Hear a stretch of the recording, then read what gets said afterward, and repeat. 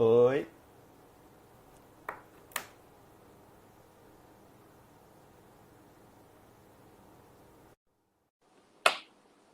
Fala.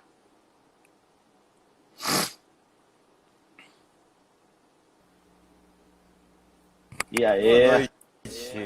Boa Tudo noite. bem, Bruno? Tudo bem? Diminui um pouquinho o volume aí. Vai lá, eu e esse volume aqui, sempre brigando com você. Tranquilo. Melhorou? Melhorou? Ah, melhorou. Não tô ouvindo nada agora. Galera que tá aí já, Karine e Yuri, estão ouvindo bem? A minha é o Carlos. Sempre aquele testezinho inicial, né? Deixa eles responderem ali.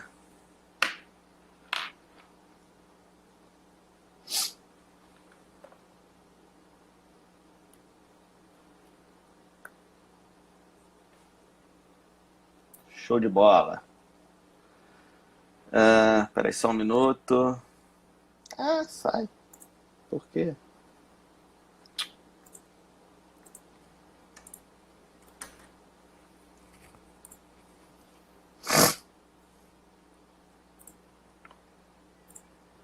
Beleza. Fala, Jorge. Fala, Murilo. Joyce. Boa noite. Roxo entrou, ó. Oi, Joyce, tudo bem? O pessoal tá entrando aí, um pessoal aí conhecido. É isso aí. Aí, ó. Ah, me chamando pelo apelido, ó.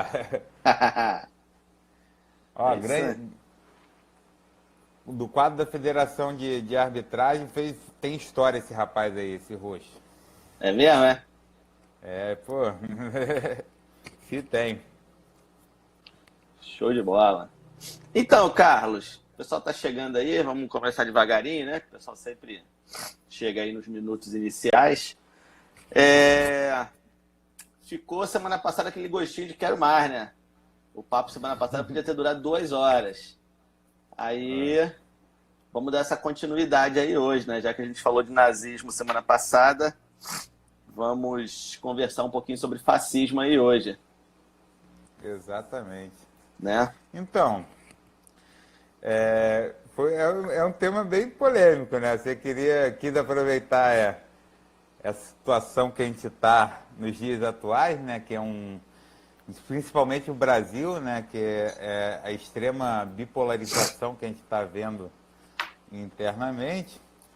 E aí você puxou esse assunto aí para complementar. Canequinha do Fluminense, olha, rapaz. Sempre, pô. Caraca! É água, né? Fala pra mim, é água. Aí você vai ficar sem saber, igual o Jô Soares. A gente nunca soube o que tinha na caneca do Jô Soares. É, eu acho que a gente deveria. Calma aí, só estou pegando aqui vendo aqui a pessoa pediu aqui, vier aqui para. Uhum. Eu acho que a gente deveria arrumar patrocínio de cerveja, que nem essas lives estão acontecendo, né? Mas tu viu que o pessoal não bebe na live, né? Só bebe depois da live, né? Mas aí a gente faria isso. Boa noite, Ju. Então vamos Ou lá, então, vamos voltar ao ou nosso. então, ó, bota na caneca e ninguém sabe o que tem aqui dentro. Poderia ser uma caneca transparente, ter o símbolozinho, QR Code pro pessoal doar. Ó.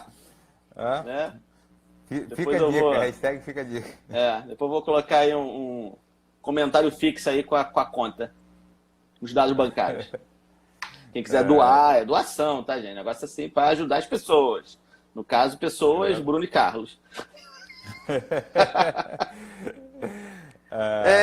Vamos lá. Vamos começar. Fascismo, né? Fascismo é uma parada meio. Tu tá falando aí de polêmica, não tem polêmica nenhuma nesse assunto. Não tem polêmica nenhuma. Fascismo, tema conceitual, histórico, sociológico, super normal, super tranquilo.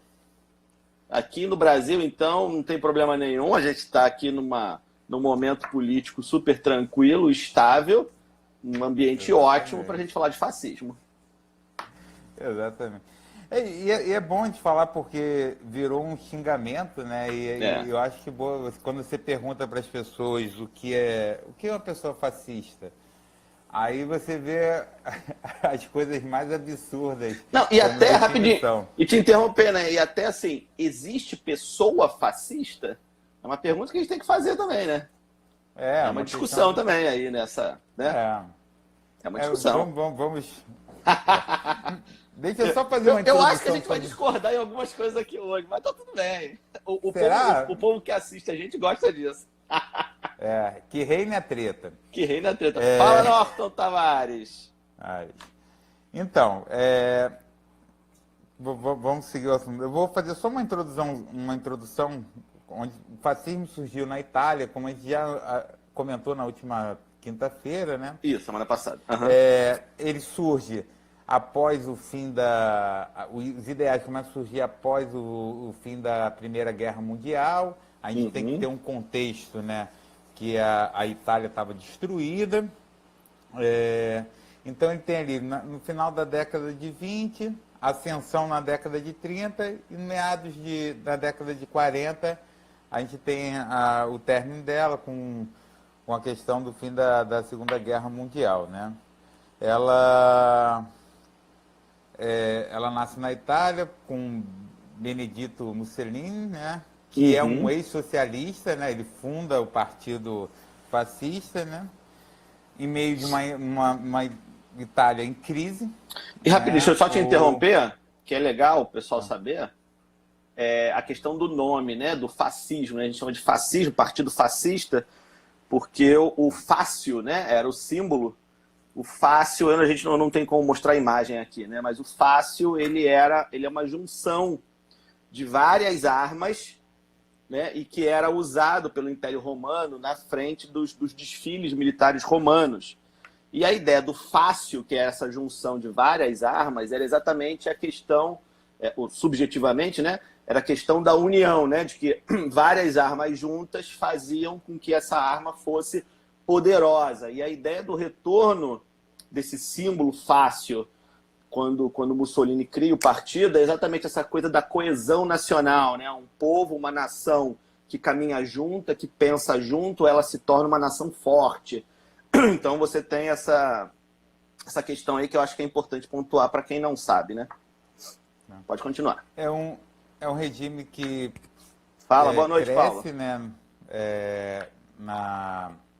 Na Itália, nessa Itália destruída, né? E em crise, né? E o Bruno acabou de definir e ela apresenta uma série de características que a gente vai discutir hoje, né? A primeira característica que o Bruno citou aí, que eu acho, é a questão do nacionalismo, né? A pátria acima de tudo. Sim. Né? E aí você, num país destruído, isso passa a ser lema principal para você poder reativar a esperança, reativar a economia, tentar buscar uma esperança no meio de um caos que você se encontra, né? Eu acho que tem essa ideia de nação, né? Essa coisa da nação ter coesão. Então, se eu tenho uma maçã podre no meio das maçãs, eu tenho que retirá-la, porque senão ela vai contaminar o todo. Por isso a questão, né, de você também eleger. Eu acho que você vai falar aí os tópicos, né? Mas assim, vou falar aqui rapidamente só. Mas essa ideia da escolha de um inimigo, né? Todo regime fascista ou regime ditatorial que tem algumas características fascistas sempre tem a eleição de um inimigo, né? Um inimigo a ser combatido. A gente falou muito isso semana passada, né? E nem sempre esse inimigo ele é real. Às vezes esse inimigo é imaginário. Muitas vezes ele é imaginário. Pode continuar falando aí das características. Ela tem uma ênfase extremamente... ela enfatiza extremamente a questão do militarismo, justamente para fazer esse controle através da força, né? E isso a gente vai ver, uma característica também do sistema fascista, né? O totalitarismo, né? Que aí o que seria o totalitarismo, né? Seria o controle social, cultural e econômico, em alguns pontos econômicos. Então, assim, é controlar para que haja um uniforme no pensamento. É aquela questão que você acabou de falar, de você retirar a maçã podre do meio, né? Você tinha que ter um controle da sociedade para que não houvesse rebeliões, você tivesse uma estabilidade para poder governar, né? Alguma coisa, algum comentário que você olhou assim para mim? Não, pode seguir. Tá. Tô de boa. Tem uma obsessão na questão da segurança nacional, né? Principalmente pela essa crise, né? Ela se inicia, começa a se desenvolver num momento de crise, onde também você tem o socialismo na Europa crescendo, então Sim. essa obsessão e essa característica de segurança nacional, ela também vai ser, quando a gente for falar alguma coisa sobre Brasil e algumas características no mundo, a gente vai poder observar essa característica essa obsessão pela segurança nacional, isso a gente vai ver em Vargas, daqui a pouco a gente vai chegar nesse assunto, só uma introdução que eu estou fazendo. Fala, Áurea, boa noite. Rapidinho, não, é só para pontuar essa coisa, né? Porque assim, você tem a Revolução Russa, né?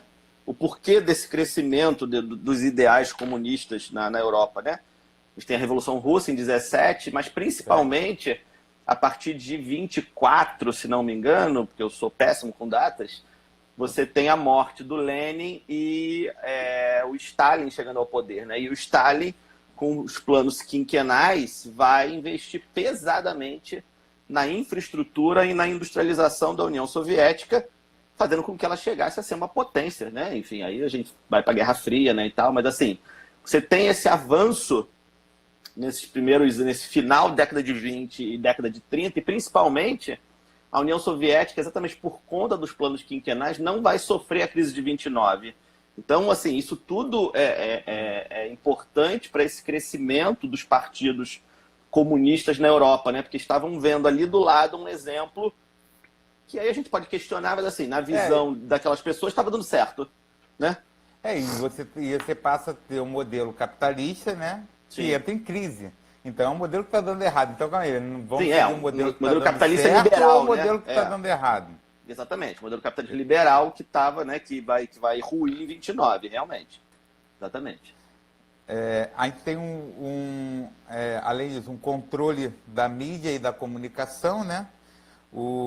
E isso inclui também perseguição a todo mundo que pensasse ou desenvolvesse pensamentos contrários a essa questão da unificação, né, do governo, e aí perseguição aos artistas, né? Qualquer semelhança nos dias atuais é por coincidência. Os direitos humanos desprezados, né? Claro. Então é aquela questão que você era contra... apesar que, deixa eu só pontuar uma coisa que às vezes é importante para a gente não cair no anacronismo, né? A gente precisa lembrar que a Declaração Universal de Direitos Humanos ela é posterior aos regimes fascistas e nazistas, né? Então, assim, existe já uma ideia de cidadania, de algum direito humano por causa da Revolução Francesa, mas, assim, a sedimentação dessa ideia de direitos humanos ela vai vir, né, posteriormente. Mas tudo bem, assim, eu entendi o que você... Esse ponto aí fica entendido. A questão tá?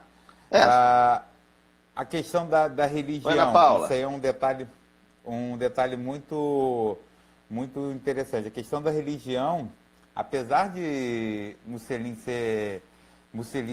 ser contrário a ser ateu, né? Ele vê que a religião é algo fundamental para construir, né? E eu digo forjar essa união nacional. Então ele acaba se alinhando à Igreja Católica, como o Hitler também fez e seguiu, né? Mussolini eu acho ainda mais importante, porque Mussolini é o cara que resolve a questão romana, né? Você tem um problema diplomático grave entre a Igreja Católica e o governo italiano desde do século XIX, e só em 20 e poucos, eu não sei a data, que o Mussolini vai resolver essa história. Então, assim, é fundamental isso para o sucesso do regime fascista, sem dúvida nenhuma. Um rapaz e um líder ateu, né? O importante é ser líder. O líder, né? Aí para bom entendedor, pingo é letra, né? Mas um grande estadista, que eu posso discordar com tudo que ele faça, mas um grande estadista, ele é um cara que se ele precisar passar por cima, entre aspas, das suas questões, ele vai passar. Né? Então, assim, Mussolini, eu posso odiar Mussolini, mas ele foi um grande estadista. Ele era um cara que, apesar de ser ateu, ele entendia que ele precisava resolver a questão romana para poder sedimentar aquele regime que ele estava iniciando. E tá tudo bem. Né? Beleza. O controle, né, que também é característica do nazismo. A gente falou na última aula a diferença entre o nazismo e o fascismo, né? Sim, sim. O controle da propaganda, né? E aí o principal mídia na época era a rádio, né? Então ele faz esse controle para poder disseminar as ideias, né? Hoje seria a internet, sem dúvida nenhuma, né? A gente vê... Já foi a televisão, hoje é a internet, sem dúvida nenhuma. E o corporativismo, né? Que implementado, exatamente. E aí eu vou falar a questão do corporativismo, né? Que seria o último item que eu vou abordar aqui, deixar aberto se quiser abordar, e a gente poder fazer uma discussão mais ampla. O corporativismo, nesse sentido, seria o quê? Principalmente a ideia, o medo da questão do socialismo, né, tá divulgando. Então, a ideia do fascismo, ele não dissolve a questão das camadas sociais, ele mantém. E o lucro também. Qual é a diferença? É que o rapaz que era dono de uma empresa, e aí eu vou dar exemplo, sei lá, uma empresa de panelas, né, ou empresa de facas, de garfos, quando eu chegasse como Estado e determinasse que eu precisava que eles produzissem tanques de guerra e fornecessem as estruturas para eles produzirem, eles teriam que mudar a produção para fornecer isso. Porque era para o quê? Para atender um bem maior, que era o bem do Estado. Mas ele deixaria de ter o lucro? Não. Não deixaria de ter o lucro, não deixaria... Então, é a principal característica. Você mantém a estrutura e mantém o lucro. Então, assim, a única diferença é que eu posso determinar de mudar o seu meio de produção para atender o Estado, mas você não vai perder o seu lucro, né? Isso seria o corporativismo, a grosso modo, né? Que eu estou explicando. Tá? Claro. E, então, a partir dessas características, né, a gente, e aí a grande questão que eu vou começar a levantar para você, porque eu tenho uma opinião, acredito que até você se solidariza com a minha opinião, eu quero perguntar para você, no Brasil, tivemos ou temos políticos fascistas ou não? Então, vamos lá. Eu não tenho medo de polêmica, não. Eu acho que os assuntos polêmicos, eles estão aí para serem debatidos. Agora, tudo é como debatê-los, né? Com respeito, né? Enfim. Mas eu não vou falar do hoje do Brasil ainda, não. Eu vou falar do passado, porque eu acho que a gente vai falar do Brasil hoje, sem dúvida nenhuma, porque não tem como fugir desse assunto. Mas eu acho que sim, nós já tivemos um governo, talvez eu não possa dizer que foi fascista, mas teve muitas características fascistas, que foi a ditadura do Estado Novo, né? Foi o varguismo. Manteve ligações com a Itália. Com a Itália e com a Alemanha. Sim. Vargas, inclusive, demora para escolher um lado da guerra e para entrar na guerra, porque tinha relações diplomáticas, diplomáticas e econômicas, né? Tanto com os Estados Unidos quanto com a Alemanha nazista. Né? Então, assim, Vargas foi um governante brasileiro que talvez eu não possa, porque aí a gente não pode cometer alguns crimes históricos, né? Assim, talvez eu não possa dizer que ele foi fascista, de fato, mas que, sem dúvida, o governo dele teve algumas características do fascismo. Isso eu acho que é sem dúvida. E aí eu estou falando do Estado Novo, né? Da ditadura do Estado Novo, né? Claro. Sim. Porque Vargas é uma coisa, é uma estrutura muito complexa, Vargas, né? Vargas não é uma coisa fácil de se entender. Mas, enfim, ali a ditadura do Estado Novo, para mim, é clara. Inclusive, enfim, a gente tem alguns casos muito claros do Estado Novo, né? Eu sempre, quando eu dou aula de Vargas, quando eu dou aula de Era Vargas, eu friso muito isso, né? Vargas autorizou a deportação de Olga Benário para a Alemanha nazista, sabendo exatamente o que iria acontecer com ela. Não tem inocência nessa história. Não tem inocência. Você já tinha os campos de concentração na época, você já tinha as leis de segregação raciais no sentido judaico, né, antissemita. Então, assim, Vargas, e é Vargas que autoriza, tá? Vargas, quando autoriza a deportação de Olga Benário, ele sabe o que vai acontecer com Olga Benário. Olga Benário é alemã, judia e guerrilheira comunista, soviética. Então, assim, ela é tudo de ruim. Né? E ela está grávida, assim, qual é o grande absurdo, né? Que aí a questão dos direitos humanos, que não existia no papel ainda, mas você já tinha que pensar, né?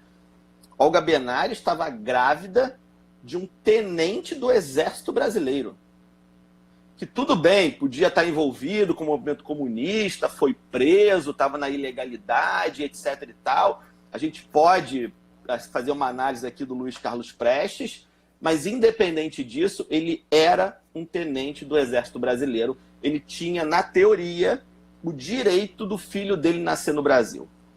Que deportasse a Olga depois. Entende? Assim, ainda assim eu acharia cruel, mas tudo bem. Agora, ela grávida é de uma crueldade que é absurda. Né? E aí já espetando... Filha, né? É a filha, né? É uma filha que ele tem. A filha, tudo bem, filho que eu falei no sentido... Que é professora de... Que é professora atualmente ela está aposentada já, foi professora da UFRJ. Se aposentou, né? Era professora da UFRJ, deu aula durante muitos anos na UFRJ. De história na UFRJ. Exatamente. Por sinal, deixa eu só fazer um detalhe, né? Ela claro. Tem anos depois, né? E aí numa outra questão histórica, o pai dela sobe no palanque ao lado de Vargas, né? E teve uma foto memorável que o pessoal achou que o pai dela tinha abraçado, e ela dava uma aula na UFRJ mostrando que aquela mão não era do pai dela. Cara. E eu tive um contato com um professor que deu aula, que entrevistou, né, o Prestes, e ele perguntou para ele por que subir. E aí, uma das características do Prestes, aí eu vou entrar agora, ele, acima de tudo, ele era nacionalista. Uma característica, apesar... Porque ele, ao subir no palanque, ao lado do cara que condenou a mulher que ele amava à morte, ele coloca o país acima dos propósitos dele. E é uma característica do fascismo.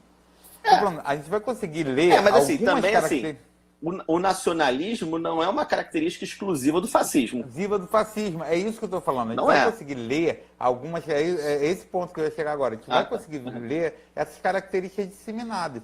O fascismo, então, é a junção de todas essas características num regime. É isso que eu quero chegar. Então, ao perguntarem, e aí eu vou até falar assim, se a gente teve um regime fascista além da... Eu acredito que não. Eu parto da pressuposto não, porque não tem a junção dessas todas. Mas alguns governos, né, no Brasil e na trajetória, não só no Brasil, eu digo fora do Brasil também, no mundo, apresentaram características fascistas, sim. Sem dúvida. Né? Inclusive até regimes socialistas, né, que pregam o socialismo, tem características do fascismo. Não, mas isso é lógico, Carlos. Isso aí... É isso que eu estou falando. A melhor, na minha opinião, né? Mas a melhor forma de comprovar isso é com o 1984 do George Orwell, né? Porque, na verdade, Orwell era britânico, né, inglês, e o 1984 é visivelmente uma crítica aos regimes totalitários, mas fica muito claro lá que ele não está fazendo uma crítica só ao nazismo ou só ao fascismo, ele está fazendo uma crítica ao regime comunista stalinista também. Inclusive, gente, né, a gente tem que ser muito claro, né, nessas críticas, né, nessas análises. o grande irmão, o Big Brother, é a cara do Stalin. É o Stalin, cuspido escarrado, é a característica toda. Né? Não é bigodinho, não, é bigodão. Então, bigodão é Stalin. Né? Fica muito claro isso. E o Mussolini nunca teve bigode. Então, assim, não podia ser o Mussolini nem o Hitler.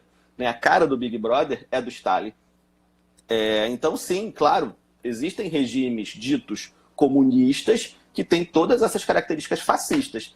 E eu acho que, inclusive, é um erro da esquerda, e aí não só do Brasil, mas do mundo, né? Mas assim, a gente está no Brasil, né?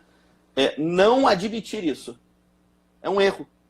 Porque é isso, a gente cai na pegadinha. A esquerda, às vezes, cai nas pegadinhas dos opositores, de algumas direitas brasileiras que exatamente puxam o tapete. Né? Então a gente tem que admitir isso. Eu acho. Minha opinião, né? Lógico. Então, na verdade, aí eu vou falar assim, seria a utilização das características, mas de forma diferente, entendeu? Acho que você negar... Não, você é nacionalista, Se perguntar se é nacionalista para mim, eu vou falar que sou. Mas isso não quer dizer que eu seja um fascista. E nem que eu tenha a mesma visão do nacionalismo eu não sou. que os fascistas existem. Eu não sou nada nacionalista. Eu odeio a ideia de nacionalismo. Odeio. Mas enfim, isso é um outro papo, né? O papo de hoje.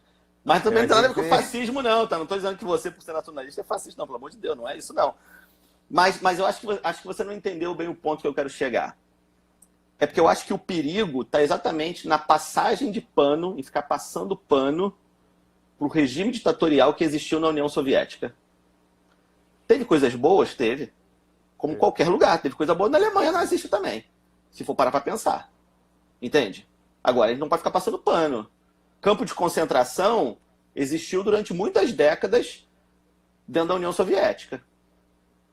Opositores políticos foram perseguidos. Foram assassinados. Trotsky foi assassinado no México. Muito provavelmente a mando do Stalin. Então, assim, a gente tem que parar de passar pano. Ah, não. Ali é errado. Aqui tá tudo bem. Não, a gente tem que parar de fazer isso, na minha opinião. Na verdade, porque a gente nunca chegou a um sistema comunista, né? Sim. O máximo que a gente chegou foi uma ditadura. E ditadura, nesse sistema, como ocorreu. E eu falei isso semana passada, né? Ditaduras que chegaram ao poder com essa ideia da ditadura do proletariado, né? Conceito marxista, mas que, na verdade, na prática, foram, na verdade, ditaduras de uma elite, né? De um grupo que vai se tornar uma elite nesses países. Eu posso dar exemplos de países até hoje que vivem isso, né? A Coreia do Norte é claríssimo, né? A família lá do gordinho maluco é uma elite política na Coreia do Norte. E é isso. Né? Assim, ditadura do proletariado. O proletariado está lá se ferrando lá. Né? Outro ponto que eu acho que a gente pode fazer é a questão da... que a gente pode fazer com a questão da... E aí, Vargas, eu vou falar para a atual também, a questão da obsessão da segurança nacional. Rapidinho, o Paulo botou uma coisa que realmente é interessante. Foi bom o Paulo pontuar, porque às vezes a gente, né, nessa discussão, esquece de citar as pseudo-democracias. Sim, exatamente. Os Estados Unidos se vende como a maior democracia do mundo, como um Estado altamente liberal, né, e defensor das liberdades e etc., mas, na verdade, pratica, sim, uma série de atos fascistas, principalmente pelo mundo. Já praticou dentro do próprio Estados Unidos mais do que hoje em dia. Não que não pratique hoje em dia, mas assim, já praticou mais, principalmente durante um período da Guerra Fria, onde você tinha dentro dos Estados Unidos uma perseguição forte a opositores, prisões arbitrárias e etc. Isso aconteceu. Né? Eles querem meio que esconder essa história deles, mas essa história é real. Mas principalmente fora dos Estados Unidos, né? Fora dos Estados Unidos, nossa, demais, né? A gente pode ver as intervenções, por exemplo, a gente pode falar de história recente, as intervenções no século XXI, no Afeganistão, no Iraque, né? Eu acho que fica claro isso. Isso é importante, sim, pontuar isso. Se eu não me engano, tem uns dizeres norte-americanos que uma nação soberana acima de tudo, se eu não me engano, eu esqueci o que seriam esses termos, né? É um termo deles lá, né? Eles falam, tem uma nação soberana acima de tudo. Eu vou pesquisar e volto. Na quinta-feira me cobre isso que eu explico.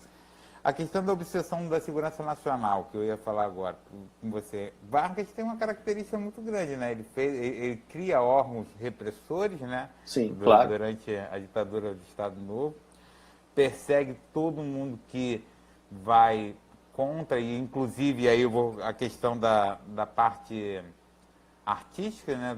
E aí eu digo músicos, sambistas que foram perseguidos na época, né? Eu acho que uma coisa que eu cheguei até a comentar numa quarta-feira, mas não era a discussão que você estava tendo com uma professora de música, falando sobre a questão da história da música no Brasil. Esqueci o nome da professora. Acho que ela tá aí. Ela é a Áurea. Acho que ela tá aí assistindo a gente. Tá aí, Áurea, ainda ou não? Daqui a pouco ela Isso responde. fica bem claro, até nos sambas escritos, né, que quando o Vargas começa a perseguir os sambas, né, tem um samba famoso que Noel escreve respondendo o Wilson Batista, né, que vinha de Campos, né, ele faz um samba que ele é malandro, que chapéu de lado, navalha no bolso. E aí o Noel responde, deixa de arrastar o teu tamanco, pois tamanco nunca foi sandália, guarda essa navalha no bolso que te atrapalha, da polícia quero que escape. Aí, fazendo samba canção, eu já te dei um lápis e um violão. Malandro é palavra derrotista que só serve para tirar todo o valor de um sambista. Proponho ao povo civilizado não te chamar de malandro, e sim de rapaz folgado. E aí, a música, né, brasileira, nesse período, deixa bem claro essa perseguição à questão da malandragem. E eu acho perfeitamente... Sim. Por isso que eu acho que a gente consegue fazer a leitura de um país através da música que está sendo produzida. Eu acho Sem dúvida nenhuma. Nossa, sem dúvida nenhuma. A cultura reflete, consegue refletir a situação que um país está sobrevivendo. Sim, né? sim. E aí a gente vê também na ditadura militar várias músicas. Falando nisso rapidinho, só para fazer uma propaganda aqui, que é um amigo nosso, e quem está assistindo a gente é uma oportunidade para ver pelo YouTube, né? Porque nessa época de quarentena, né, não está tendo, os teatros não estão funcionando, né? Mas o Telmo Fernandes, a última peça do Telmo é um monólogo que exatamente fala sobre a maldade. E que é assim, é um texto antigo, é um texto do... meu Deus, eu esqueci. Daqui a pouco eu lembro o nome do autor. Mas assim, é um espetáculo que, apesar do texto ser antigo, ele está super atual. A interpretação dele é fora de série, então a gente não precisa citar isso. Mas a peça está liberada no YouTube para a galera ver. É muito boa. O Diário do Farol, o nome do espetáculo. Diário do Farol. Galera que quiser aí, procura. É 1h10, é rapidinho o espetáculo, mas assim, é muito, muito, muito, muito bom. Muito bom mesmo. Eu indico pessoas verem, porque fala sobre maldade, mas ligada a toda uma questão política da ditadura brasileira e se torna super atual pelo momento que a gente está vivendo. Sim. Então, ele estava falando sobre a questão da segurança nacional. Você tem algum comentário a fazer em relação a Pereira de Vargas? Isso é uma... Desculpa o termo que eu vou usar, mas isso é uma baboseira, né? Porque é isso, assim, todo regime ditatorial ou autoritário ou pseudo-autoritário, né? Ele vem com esse papo, né? Da proteção, da soberania e etc. Na verdade, isso é desculpa para você perseguir opositores. É isso. Não tem defesa de nada. Defesa do quê, gente? Sabe? Eu acho uma baboseira, mas é isso. Vargas vai fazer, na ditadura de 64 vai ter, né? E aí entrando já na atualidade, né? Tu ouviu falar dos 300 do Brasil? Não, pô? Sacanagem, né? Só os de Esparta que são famosos, né? Os do Brasil não ficaram famosos ainda. É um grupo, é uma galera que está acampada na frente do Palácio dos Três Poderes, lá em Brasília. Eles estão lá com cabaninha lá. E é uma galera, não sei se são 300, né? Não sei se é mais, se é menos de 300, mas o nome do grupo é isso, os 300 do Brasil, baseado, logicamente, nos 300 de Esparta. A líder foi entrevistada essa semana, admitiu que eles têm armas lá com eles para se protegerem de assalto, assim. A princípio é isso, né? Mas eles estão armados e são apoiadores, né, do atual presidente. E aí, assim, na hora que eu li a reportagem, eu lembrei, gente, é uma nova SA? Um novo grupo Camisas Negras? Porque é isso, né? Assim, cara, não fizeram nada ainda, teoricamente, né? Assim, só vão lá apoiar o presidente. Mas não foi parte desse aí, grupo né? Não foi parte desse grupo que entrou em confronto com manifestantes da saúde que estavam... Não, acho que não foi esse grupo diretamente, não. Não sei, não vou saber te dizer, prefiro não falar, porque aí posso estar falando mentira. A Áurea botou aí o pedacinho do samba que você falou. Botou, foram 2 postagens dela. Ó. Lenço no pescoço, meu chapéu de lado, tamanco arrastado, lenço no pescoço, navalha no bolso. Eu passo gingando, provoque desafio, eu tenho orgulho em ser vadio.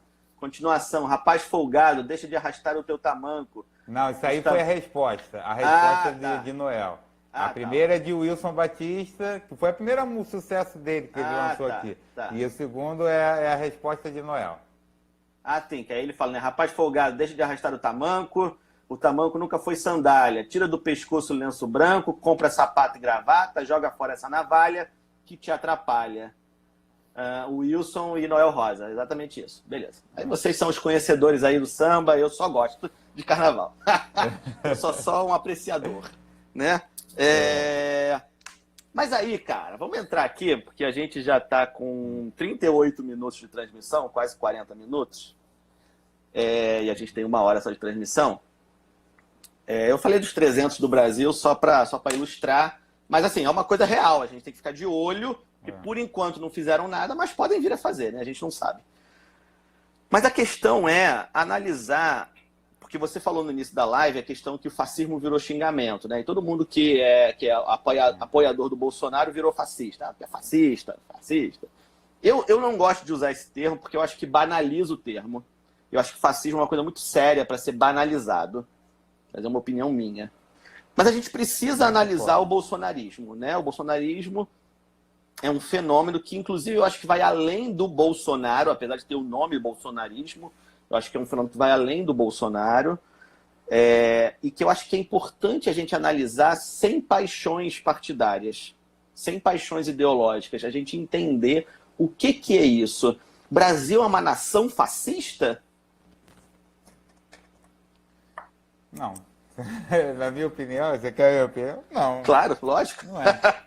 Mas eu comecei essa live falando que a gente está num... E aí não é só o Brasil, não. São uma característica mundial, que você pode ver também nos Estados Unidos. É a questão da bipolarização. E aí a gente está chegando ao... Mas que também não é uma novidade no mundo. Que também não é uma novidade, são retornos. Sim, não. Guerra Fria já teve, antes da Guerra Fria teve, enfim, né? Não, mas a história não é cíclica. Não é mesmo. Ela é burra. Quer dizer, a história não, porque a história só conta. O ser humano é burro, é diferente de ser cíclica. O ser humano é burro. Não é questão ele não de aprende. Burro. Eu já falei que um povo sem história é um povo sem memória. Então, burrice.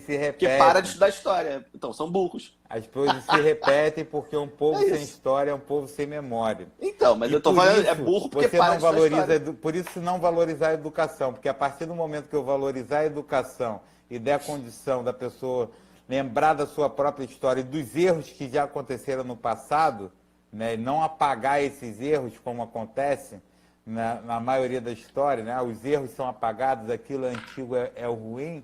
Mas esses erros vão... enquanto você isso é acaba... Carlos, mas isso é um processo, né? Brasil. Que quer ver um exemplo? Vou dar 2 exemplos. Um é mais famoso que o outro, né? Na Alemanha. A Alemanha, irmão, o cara fez menção a nazista, neguinho vai em cima da pessoa na hora. Existem casos aí na mídia, né? De babacas que ficam fazendo Heil Hitler. O cara, na hora, é detido. Às vezes só vai levar um sermão, mas já é suficiente. E um outro caso que é muito legal é no Chile. O Chile, ele transformou vários espaços públicos em espaço de memória da ditadura. Mas em que sentido? Em sentido deles não esquecerem a ditadura cruel que se teve lá. Então, por exemplo, você chega lá no Chile, eu nunca visitei pessoalmente o Chile, né? Mas isso aí você encontra na internet. Você chega lá, por exemplo, uma praça, aí a praça tem lá, tipo, o nome ditador fulano de tal, e aí você tem homenagem às pessoas que morreram numa praça pública, entendeu? Assim, então, vários espaços, não são todos, logicamente, né? Mas vários espaços públicos mantêm essa memória da ditadura viva. No nosso caso, por exemplo, não. Quer ver, no caso brasileiro, por exemplo, a nossa ponte Rio-Niterói, ela se chama Presidente Costa e Silva. Desculpa. Presidente, porra nenhuma. Né? Foi um ditador, gente, sabe? Então, assim, o Brasil não encara de frente a sua história. Né? O Brasil tem vergonha da sua história. O Brasil não encara de frente mais de 300 anos de escravidão. O Brasil não encara de frente o Vargas ter sido um ditador. O Brasil não encara de frente os 5 presidentes da nossa ditadura militar serem ditadores. Né? Porque a gente fala ditadura militar, mas aí é o presidente fulano, é o presidente ciclano. Então o Brasil não encara de frente a sua história. E esse é um grande problema. Né? Voltando ao assunto, Bruno, em relação à questão o ênfase militarismo, né? Você apoiar, você aumentar, é uma característica muito vista nos dias de hoje do nosso presidente atual, Bolsonaro. Como é que você vê essa característica e você acredita o quê? Que é um medo ou a buscar apoio para algumas loucuras que ele vem cometendo, ao meu modo de ver, respeitando todos que estão aqui, que acreditam que ele está fazendo um bom governo. Ao meu modo de ver, eu acho que não. Então, como você vê essa ênfase no militarismo, né? Então, eu acho que é o porto seguro, né? É claro que quando a gente fala de militares, a gente às vezes cai no erro de tratar os militares como uma unidade, que na verdade não existe. Né? O meio militar ele é tão heterogêneo quanto a sociedade. Então, assim, existem vários oficiais que apoiam o Bolsonaro e vários que são opositores ao Bolsonaro. Ponto. Né? Isso existe dentro das Forças Armadas, de qualquer uma das 3 Forças Armadas. Mas, exatamente por ele ser capitão, né? Ex-capitão, sei lá como é que se fala, né? Mas está na reserva, né? Mas, enfim, ele ter sido militar do Exército é um porto seguro para ele, né? Então, assim, é o governo com mais, depois de 85, né? É o governo com maior presença militar no alto escalão do governo, ministérios, secretarias e etc.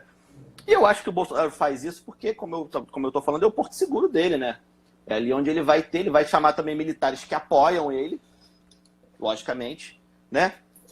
Então, por exemplo, hoje mesmo, né? Não sei se foi hoje, se foi ontem, mas o nosso vice-presidente, que às vezes dá umas espetadas no Bolsonaro, mas ele deu, não sei se foi uma entrevista, não sei se foi alguma coisa que ele escreveu, não me lembro direito, mas ele exaltou o governo Bolsonaro, falou um monte de coisa boa sobre o governo Bolsonaro aí. Então, assim, o vice que a gente às vezes faz meme, acha que está esperando para puxar o tapete e tal, mas ele também às vezes vem à tona para falar, não, tá tudo bem. Então, assim, esse jogo político ele é importante, né? Então, eu acho que é isso. E essa crescente que eu venho acompanhando, né, de crescente manifestação assim, de parte da sociedade para destruir toda a cúpula do governo, aí eu digo STF... Instituições, né? O Congresso e o STF, e a Justiça, Congresso... né? Então, o que eu acho? Primeiro, eu acho que é uma minoria, é um grupo muito pequeno. Antes do Moro se demitir, o governo tinha aproximadamente 30% de aprovação, o que é um número razoável, não é bom, mas também não é ruim. Provavelmente esse número já caiu, eu não tenho os números atuais pós-Moro, né, pós a queda do Moro, mas provavelmente já caiu. E acho que esse grupo que defende essas coisas é uma minoria radical, né, que defende essas pautas. Não acho que seja a maioria. Agora, tem muita gente que defende no seu ambiente privado, mas não chega aí para a rua, né? Existe também, né? Tem aquele cara que está em casa e fala assim, é isso mesmo, abaixa o STF, mas o cara está na casa dele e aí a gente não tem como saber esse número, né? Porque ele está escondido, entre aspas. Mas é isso, assim, né? Sabe o que eu acho? Agora eu vou espetar. Me desculpe se alguém aí que está assistindo a gente é apoiador do governo. Mas sabe o que eu acho? Eu acho o seguinte. E aí isso tem a ver, não sei se vai dar tempo de falar tudo, né? Mas assim, o bolsonarismo, ele é criado na base do antipetismo, né? O fenômeno antipetismo, ele é maior do que o fenômeno bolsonarismo. O fenômeno bolsonarismo, ele é um braço desse fenômeno maior de ódio ao PT. Que a gente precisa estudar isso, precisa entender o porquê disso. Mas o que eu estou querendo dizer é o seguinte, esse cara que odeia o PT, ele vota no Bolsonaro em 2018 porque ele acredita que é a opção viável para, tirar o PT do poder e, 2, fazer um governo completamente diferente do PT. Beleza? Isso eu entendo. Entenda entre aspas, né? Isso eu entendo. O antipetismo dá para entender. E aí, só que assim, aí esse cara hoje, muitos desses hoje que ainda defendem, é porque eles não conseguiram ainda se desprender da ideia de fiz merda, votei num cara que é despreparado. Ele não consegue, porque assim, ele acreditou tanto nessa opção, ele acreditou tanto que era a saída para destruir o PT, e não destruiu, logicamente, né? O PT ainda é um dos maiores partidos do país, acho que é o maior partido do país. E o cara tá fazendo merda. Então, assim, só que o cara ele ainda tá preso àquela ideia de gente, não é possível que eu tenha errado, porque ainda é uma paixão, entendeu? A paixão é uma coisa que cega a gente.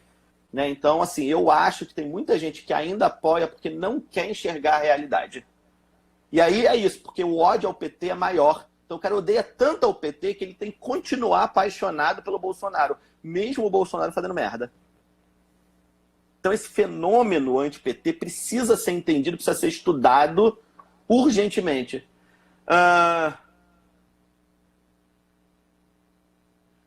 Então, Áurea, eu acho que não.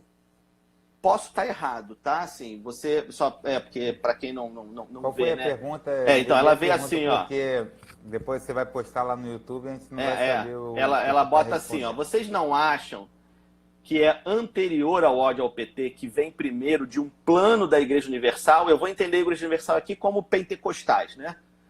E ódio ao PT entrou como um bônus? Eu acho que não.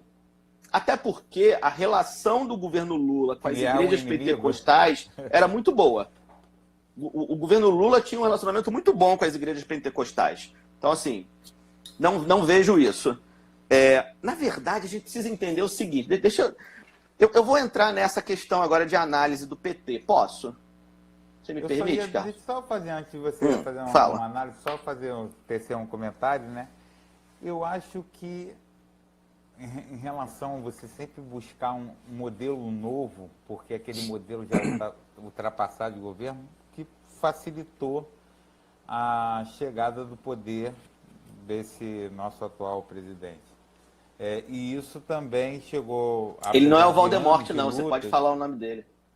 Tá, mas às vezes eu quero economizar. Entendi, tá bom.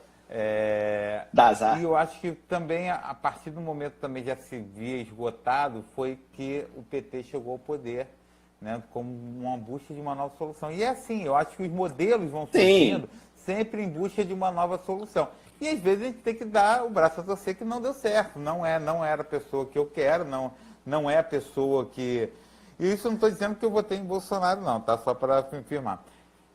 Mas quando o PT chegou ao poder, e aí eu vou dizer assim, eu já não fazia parte da estrutura por já ter estado lá dentro entender como é que funcionava lá dentro, ser contra várias coisas que aconteciam dentro do partido, se via uma nova esperança, né? Que atendeu às esperanças, aí cada um tem que ponderar. Algumas coisas positivas, sem dúvida. A gente passa a ter um governo mais popular. Mas aí você chega a dizer, a que preço esse governo popular, a que preço você se fez para governar? Entendeu? Sim. E aí eu digo assim, o que aconteceu no PT, no governo do PT, e aí vou abrir mão para você falar nesse Não, mas pode falar. Apenas é a reprodução do sistema hoje. É difícil, é duro ter que falar que nosso governo hoje, ele só funciona através de manobras. E isso o senhor Bolsonaro entrou dizendo que não iria ceder cargos, que não iria vender, e agora ele está abrindo mão, porque ele viu que não tem como governar. Por incrível, é sujo. A nossa política é suja. É suja. E não é só a nossa, não. Isso é mundial. Se você não ceder cargos, você não consegue governar. Porque a partir do momento que você governa um sistema, que você tem os deputados, o Senado, se você não fornecer troca de favores, é uma coisa horrível isso, você não consegue governar. E até que batia no peito dizendo... Tem as duas coisas aí, cara. Tem duas coisas aí. Tá, vou abrir mão. Concordo com o que você está falando, mas tem um segundo ponto aí também. Tem uma questão que é o seguinte, pena que ele não entrou aí hoje, mas eu tive uma conversa com um aluno, que é o Marcelo, que ele tinha, né, dúvidas sobre isso e tal, e aí até esse ano mesmo eu falei com ele lá no Facebook e tal, né? Uma democracia, ela é sustentada por três poderes que são independentes e se fiscalizam entre si. Exatamente para quê? São independentes para um não interferir no outro, mas ao mesmo tempo um fiscaliza o outro para que eu não tenha um desequilíbrio. Eu preciso ter os três poderes no mesmo patamar, né? E aí, gente, é isso. A política, né? O poder executivo precisa dialogar com o poder legislativo sempre. Existe a parte ruim, que é isso que você falou, da venda de cargos e etc, que é a parte podre da política, mas existe a parte normal de qualquer democracia que precisa existir e não estava existindo nesse governo, né? Nunca existiu, desde janeiro de 2019, que o Bolsonaro acha que é um rei absolutista.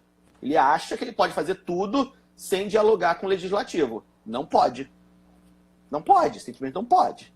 Né? Não tem como. E aí, por exemplo, ele não dialoga nem com os ministros que exatamente, nem com os ministros. Ele mas fala assim... ministro, o quê? Ele fez o quê? Vai para uma entrevista, uma coletiva, sem saber o que... Essa foi muito boa. O presidente fez. Isso aí foi ele. E ainda fala assim, isso é coisa dele, não é coisa minha, não. Do presidente, isso aí. Exatamente. Mas assim, a primeira grande polêmica do Bolsonaro, eu lembro, que foi com aquele primeiro ministro da Educação, antes desse babaca, do anterior, que era o estrangeiro. Quando a Comissão de Educação do Congresso convida ele a dar esclarecimentos. Inclusive a Tabata ficou famosa, né? Porque deu lá uma passada lá no cara, não sei o que e tal. E é isso, aí teve apoiador que achou um absurdo o cara ter que ir no Congresso. Não, gente, não é absurdo, é isso. O Executivo precisa estar sempre dialogando com as comissões do Legislativo, porque o Legislativo está ali exatamente para fiscalizar essas ações. Os poderes... E aí é um problema, e aí que eu fico meio... Não sei se eu posso falar, mas fico pau da vida. É porque não se ensina isso na escola. O estudante ele tinha que aprender como é que funciona a política brasileira. Né? Os deputados... E aí vem uma crítica também ao Bolsonaro, né? Por exemplo... Tá todo mundo me ouvindo ainda? Porque o Carlos está aqui carregando para mim. Desculpa, voltei. Tranquilo. Beleza. Não, os outros é que eu não sei se continuaram me ouvindo, mas acho que sim. Por exemplo, você tem a questão das comissões no Legislativo, né? O Bolsonaro nunca foi líder de nada em 28 anos no Congresso. Ele nunca participou de uma comissão, ele nunca foi líder de nada do partido dele, nada, ele nunca participou de nada no Congresso. Ele ficou 28 anos vegetando e acharam que ele ia ser um bom presidente. Ele não sabe como funciona. Ele entrou exatamente achando que ser presidente é ser rei absolutista, quando não é. Não é assim que funciona. Só que a gente também, só que a população, o povão, também não sabe como funciona, porque a gente não aprende. A gente acha Não que é matéria. deputado. A gente acha que os deputados é um bando de faz nada, que vai lá pro Congresso para ganhar dinheiro, que ganha apartamento para comer gente, lá em Brasília. E é isso. Quando, na verdade, o trabalho do legislativo não é esse. Tem muito trabalho para ser feito. É claro que tem um parasita ou outro. Né? Lógico. Sempre vai ter. Sempre, em qualquer lugar, em qualquer ambiente de trabalho, vai ter o bom profissional e o mau profissional. Isso aí, né? É lógico. Mas, deixa eu falar, a gente não vai ter tempo, né? Porque faltam 4 minutos. Mas, assim, eu acho muito importante para a gente entender o momento atual que a gente vive, fazer essa análise do governo do PT. Não dá, eu acho, né? Assim, eu posso estar completamente errado, eu sempre me coloco nessa posição, da minha opinião, eu não sou dono da verdade. Mas a gente só vai entender o governo atual quando a gente entender os erros que o PT cometeu. E aí, assim, eu acho sim. E eu falo isso, quando eu falo isso, às vezes o pessoal fica chateado comigo lá no Facebook, quando eu começo a bater no PT. Mas, assim, eu bato no PT com tristeza, porque eu tinha estrelinha do PT, eu saía com estrelinha do PT na rua, irmão.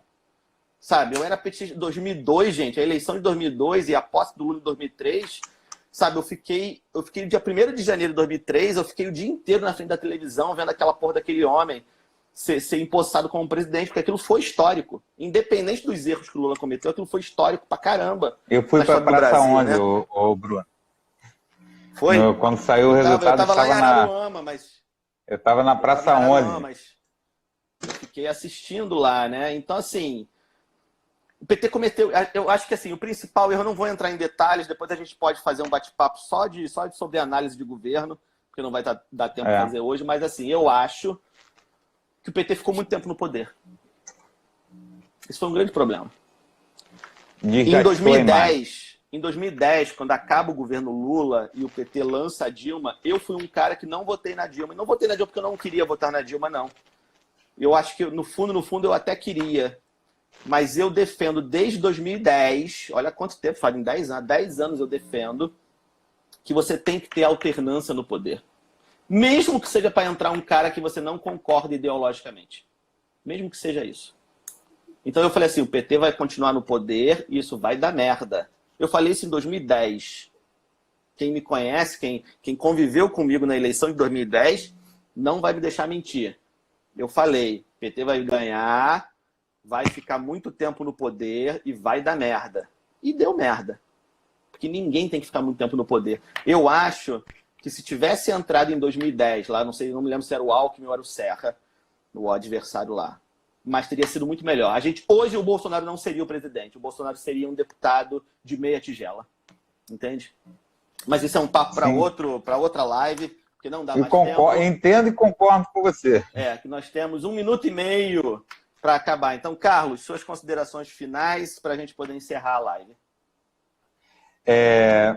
Mais uma vez, obrigado. Eu acho que hoje foi algo bem mais aberto, a gente não falou especificamente de um governo, mas acho que é um ponto muito interessante para a gente poder analisar, né, o contexto e não falar. Eu acho que o mais importante que a gente tem que ter em mente é não falar, determinar termos fascistas, fulano é fascista, fulano, sem conhecer o próprio termo. Eu acho que a gente tem que tomar muito cuidado, que isso é algo importantíssimo para a gente depois não cair no próprio julgamento errado que a gente fez em relação à pessoa, né? As características fascistas a gente pode ser identificado no governo atual? Sim, acho, como em outros governos que ao longo da nossa história. Mas aí determinar que ele é um fascista, que a pessoa é um fascista, acho que tem muita água no meio do caminho aí para a gente terminar. Isso aí. Com certeza. Quero agradecer galera, você por esse bate-papo. Né? Faltam 20 segundos. Vai, galera, deixa semana que vem, na terça-feira, eu vou conversar com um amigo meu, Norton Tavares. A gente vai falar sobre o problema da fome no Brasil. né, e sobre a ação da cidadania. Não percam. Terça-feira não, quarta-feira, 7 horas. Quarta-feira. Galera, tchau para vocês. Boa noite. Fiquem com Deus. Muito obrigado sempre.